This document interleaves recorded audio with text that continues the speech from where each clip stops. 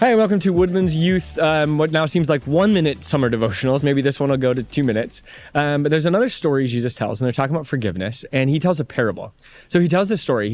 People are asking him about forgiveness, and should they forgive, and how does forgiveness work? Maybe you're thinking about that from yesterday in the Lord's Prayer.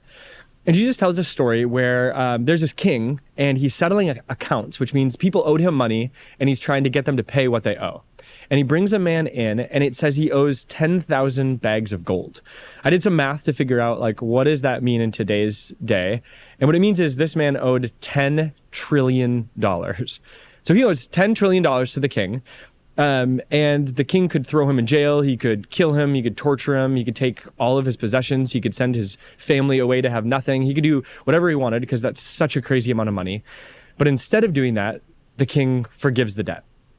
$10 trillion that he owes. If you talk to any millennial who's gone to college, debt sucks and it's terrifying. I can't imagine $10 trillion, but he forgives it. So the king sends him away with $10 trillion forgiven. But that man who was just forgiven, he has this other person he knows, and that person owes him $10,000. That's still a lot of money, but it's nothing compared to 10 trillion. But this man who owes him $10,000, he's furious. He wants that $10,000 for whatever reason. So he goes and he finds him and he says, if you don't pay me, I'm going to get you thrown in jail. We're going to take everything that you own until you pay me back. And he does. He goes to that man. He says that. And the king finds out. Remember, the king had just forgiven him $10 trillion and he's owed 10,000, but he doesn't forgive it. So the king brings that man back in and says, when you owed 10 trillion, I forgave you, and yet you wouldn't forgive someone else.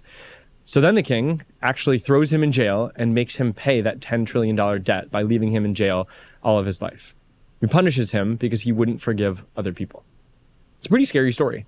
So again, the question is, what does that mean for us and how we should treat other people? And who's someone in your life right now that you need to forgive? Think about that, and we'll finish this week-long devotional on forgiveness next week. Or tomorrow.